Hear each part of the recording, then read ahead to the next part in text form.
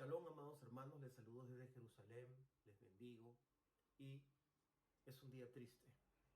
Un día triste. Estamos siempre gozosos en el Señor, pero recordar hoy el Holocausto, esta infame matanza que se suscitó en Europa Central y en toda Europa prácticamente, donde se mató 6 millones de judíos, se mató mucha gente, pero mataron 6 millones de nuestro pueblo. Nosotros aquí en Jerusalén, en Israel, lo recordamos solemnemente y nos da mucha tristeza lo que sucedió.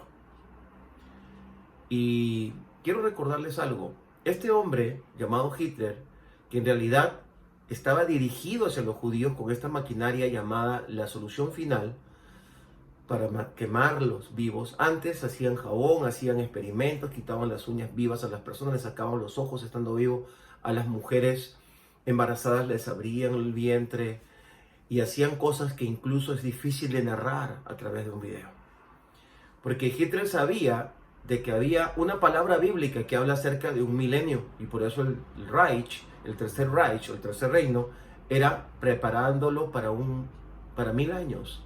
Y él quería descubrir dentro del pueblo de Israel ese posible secreto para que su pueblo ario, el pueblo ario, que realmente sería para él su pueblo escogido y él el Mesías.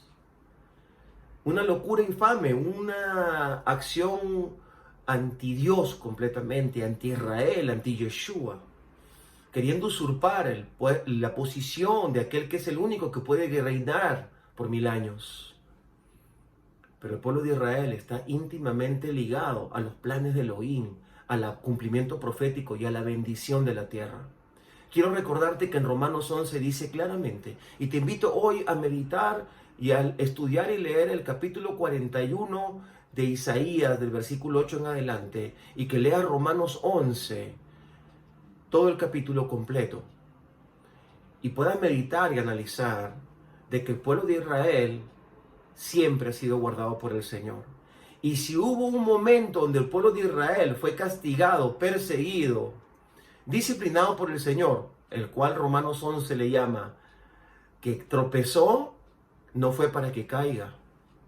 Y si tropezó y su defecto fue su exclusión del reconocer al Mesías como tal, fue para que tú, hermano amado de origen gentil, iglesia en las naciones o cristianos en las naciones, todos los gentiles que han conocido al Mashiach, Yeshua, conocido como Jesucristo, lo puedes recibir gracias al defecto de Israel. Todo defecto y todo castigo sobre Israel siempre habrá redundado en la bendición de los gentiles para el conocimiento del Mesías. Tanto así que no pudiera haber cumplimiento profético sin Israel. No habría respaldo de la palabra sin que Israel estuviera existente. Era necesario que se cumpliera esta parte tan tremenda de que naciera una nación en un día. De esa forma, entonces, el sufrimiento del pueblo de Israel, este holocausto terrible, fue para que siga siendo respaldada la palabra del Señor y aún esa palabra llegara a mucho más personas. ¿Qué significa holocausto? ¿Por qué se llama holocausto? Porque un holocausto es un sacrificio. La muerte de estos 6 millones de judíos murieron en muchos holocaustos anteriormente.